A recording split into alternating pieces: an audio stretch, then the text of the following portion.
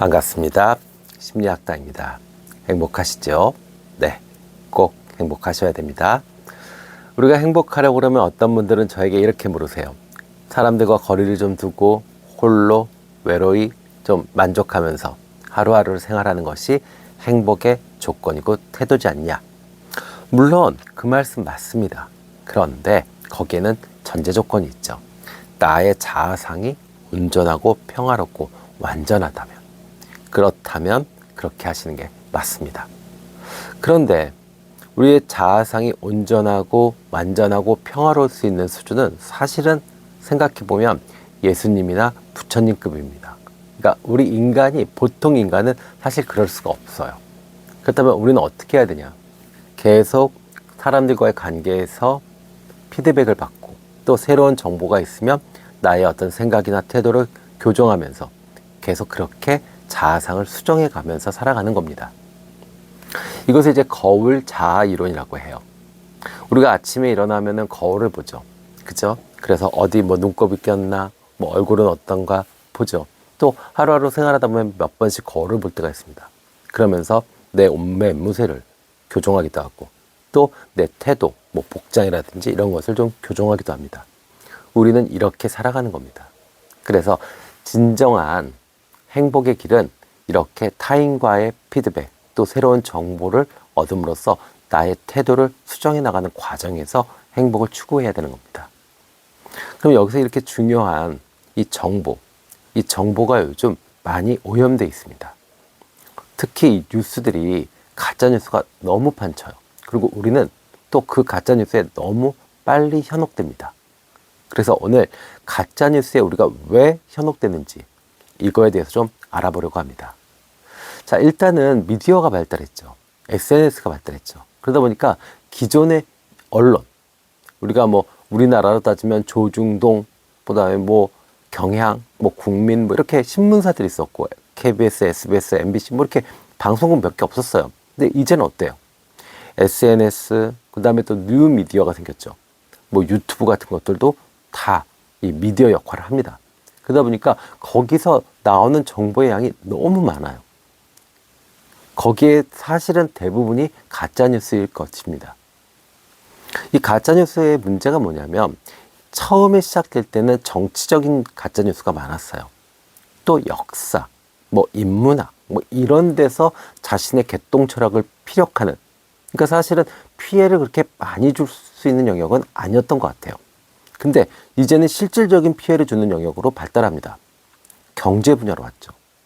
주식, 부동산, 코인 계속 상승한다, 계속 떡락한다, 뭐 이러면서 계속 협박, 공갈, 사기칩니다. 왜요? 자신의 이득을 위해서요. 그래서 이제는 정말 이 가짜뉴스에서 벗어나야 합니다, 우리가.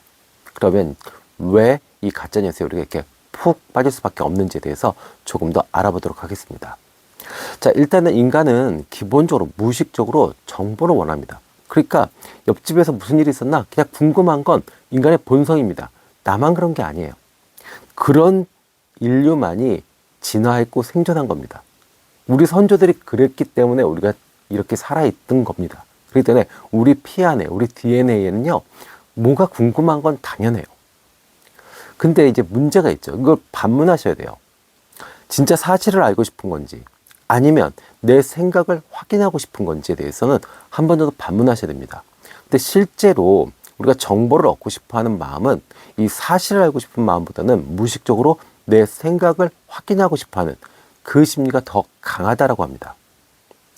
그래서 동기심리학에서는 이 진실한 정보보다는 자신의 신념을 강화시키는 그런 쪽으로 우리가 정보를 찾는다라고 이야기를 해요. 그래서 이것을 이제 무의식적으로 선택하게 되죠. 수많은 정보가 있습니다. 근데 그 정보 중에서 눈에 탁탁탁 띄는 거는 내가 원하는 거죠. 내가 예를 들어서 부동산이 폭망한다 라고 생각을 하는 사람이에요.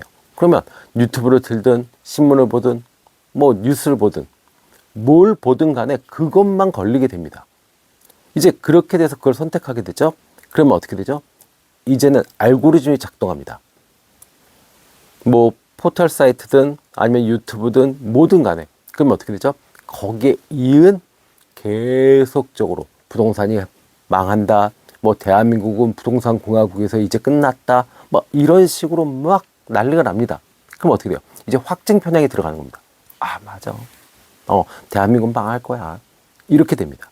그러면 사실을 제대로 볼 수 있는 그런 기회를 스스로 상실하게 되는 거죠. 자, 그리고 또 인간은요, 인지적 종결 욕구가 강합니다. 그러니까 결론을 지어서 인지적 노력을 이제 안 하려고 하는 심리죠. 제가 일전에 영상 하나 찍어서 올린 게 있습니다. 웨이터들이 주문을 받아서 서빙을 할 때까지는 그 많은 이 주문을 다 외웁니다. 특히나 이 외국 같으면은 코스 요리로 뭐는 뭐고 뭐 스프는 뭘 주시고 뭐 주시고 뭐 이러잖아요. 우리처럼 뭐 국밥 한 그릇 아니잖아요. 그러면 테이블 하나에도 사실은 외워야 될 양이 꽤 됩니다. 그런데 테이블이 몇 개가 돼요. 근데 그것을 다 외웁니다. 근데 재밌는 건 서빙이 끝나고 나면 자신의 역할이 끝났어요. 그러면 어떻게 되죠? 그걸 잊어버리게 됩니다. 이것이 이제 인지적 종결이라고 하는데, 그래서 인간은 머리 아픈 걸 싫어해요. 그렇기 때문에 뭔가 미지수로 남거나 계속 뭔가 탐색을 해야 되거나 정반함의 논리를 가지고 이거를 논증을 해야 된다면 피곤해집니다. 그렇기 때문에 아주 단순한 논리를 좋아해요. 그래서 그냥 그건 그거야. 이렇게 되면 편하거든요. 그래서 우리가 그냥 사과는 과일이야. 이러면 단순하고 좋잖아요. 근데 토마토가 과일이야? 채소야? 이래버리면 이거 좀 헷갈리면 골치 아파져요. 그래서 이 욕구가 활성화되면 이 진리를, 진실을 확증해주는 단순한 메시지를 원하게 되고, 그리고 그 원한 것에 몰입할 수밖에 없게 됩니다. 그러니까 갇히게 된다는 거죠. 그러니까 어떤 단순한 문구예요. 그냥 대통령 영부인이 악마다, 그다음에 뭘 했다, 야당 대통령은 예전에 누굴 뭘 했대더라, 이렇게 딱 프레임을 가둬놓으면 그 안에서 그냥 그 단순한 메시지에 갇혀서 거기 안에서 판단하게 되고 거기 안에서 정보를 더 얻으려고 합니다. 이러다 보니까 어떻게 되죠?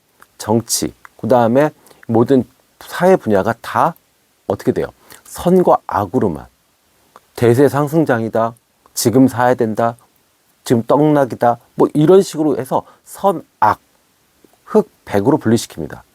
그러고 난 다음에 서로가 공격하죠. 이러면서 편이 묶여집니다. 인간이 또 심리가 뭐가 있죠? 어떤 편에 소속되고 싶어 하는 심리가 있죠. 그러니까 도대체 너는 부동산에 대해서 상승한다고 생각해? 떨어진다고 생각해? 이러면은 거기에 대한 기본적인 논지가 있어야 되는 거예요. 그리고 여기에 단순한 메시지가 전달되면 거기에 혹 빠져가지고 그렇게 되는 거죠. 또 인간의 심리가 재밌는 건 특정한 결과에 대한 욕구, 이게 강합니다. 그래서 이 특정한 것이 어떠한 내가 원하는 것이 가능하다라는 그런 정보가 나타난다면 그 정보를 선택한다는 거죠. 그러니까 반대되는 정보, 내가 특정하게 결과가 나올 것이다라고 생각을 하는 것에 반대되는 정보는 피합니다. 이것이 이제 그 정치적 노선을 갈아타는 정치인들, 예를 들어서 여당이었다가 야당이었다가 야당이었다가 여당이었다 이러잖아요. 그러면 이 사람들 싫어합니다. 왜? 정치인이든 기업인이든 뭐든 간에 이 사람을 좋아하는 이유는 내가 원하는 목표, 그 다음에 내가 원하는 목적을 이 사람이 달성해 줄 것이다라고 기대했기 때문에 그 사람을 지지한 건데, 이 사람이 위치를 자꾸 바꿔요. 그리고 같은 당 안에서도 노선을 조금씩 움직입니다. 근데 그 사람 나름대로는 현실적이고 합리적인 선택이라고 했는데 지지 입장에서는 변절자로 봐요. 왜? 특정한 결과를 원하는 욕구에 반하기 때문에 그렇죠. 또 현대사회가 너무 바빠지고 빨리 변합니다. 그러다 보니까 자신의 영역 외에는 나머지가 너무 빨리 변해서 전문적인 지식이 필요해요. 그래서 이 시대는 전문가들을 상당히 신뢰하는 시대입니다. 그러면 이 전문가들이 정말 전문가다운 전문가냐? 사실 그게 아니어서 문제죠. 그냥 현대사회에서는 미디어에 노출이 많이 되면 그 사람이 전문가가 됩니다. 실력도 갖추고 인성도 갖추고 정말 탁월한 전문가로 포장이 돼요. 그러면 그 사람들이 정말 우리는 정말 진실한 정보, 깨끗한 정보만을 줄 것이라고 기대하는데 실제로 이 사람들이 그만큼의 도덕성이나 실력을 갖추지 못한 경우에 이 사람들이 가짜 뉴스를 만들어내죠. 왜요? 자신의 이득을 위해서요. 그러면 우리는 그것에 빨려 들어가서 우리의 시간과 돈과 우리의 인생을 어쩌면 갈아넣을 수도 있습니다. 자, 이렇게 속수무책으로 당할 수밖에 없는 이 가짜뉴스의 세계. 그래서 우리가 정말로 내가 정말 어느 편에 서 있다. 뭐 정치적으로는 우냐 좌냐 뭐 괜찮습니다. 내가 좌도 되고 우도 됩니다. 뭐든 상관없어요. 하지만 한 발을 담궜다 그러면 이쪽 발은 도대체 무슨 일을 하고 있는지는 알아야 됩니다. 그래서 담갔다는 빼셔야 돼요. 그리고 무슨 일이 있으면 또 보셔야 됩니다. 반대쪽 이야기를 들으셔야 돼요. 부동산도 마찬가지고 주식도 마찬가지고요. 삼성전자 망한다. 그러면 뭐 그 뉴스만 계속 알고리즘으로 뜹니다. 그러면 이 나라 뭐 내일 당장 망해도 이상하지 않은 나라가 돼요. 그러지 마시고 자, 삼성전자가 지금 이렇게 나쁘다. 그러면 아하, 개선 방안을 이렇게 하면 되겠구나. 그러면 향후 몇 년 안에는 조금 어렵겠지만 몇 년 후에는 분명히 저력이 있으니까 살아날 수 있을 거야. 하이닉스 지금 너무너무 잘 나간다. 근데 잘 나간다고 막 돈 밀어넣어요. 그거 아니죠. 자, 반대 논리. 스스로 찾으셔야 됩니다. 그래서 이 알고리즘이 만들어내는 세계에 갇히시면 안 돼요.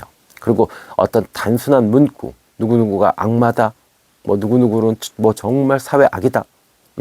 뭐 검찰이 독재한다. 뭐 누구는 살인마다. 뭐 이런 식의 프레임에 딱 갇혀버리면 그 다음부터는 내 인생이 그들의 노예가 됩니다. 그래서 가짜뉴스가 정말 판치는 이 세상에서 행복을 지키려고 하면요. 조금 인지적으로 조금 머리가 아프지만 조금 더 노력하셔서 다양한 정보를 취사 선택하시고 정바담의 논리. 내가 정 가지고 있지만 반대 논리도 들어보고. 그래서 나의 생각이 좀 틀렸구나. 조금씩 수정하는 그런 삶을 살아가시는 것이 합리적이고 행복한 삶의 기본이 될 것 같습니다. 오늘은 이렇게 왜 우리가 가짜뉴스에 현혹되는지에 대해서 알아봤습니다. 지금까지 심리학당이었습니다. 감사합니다.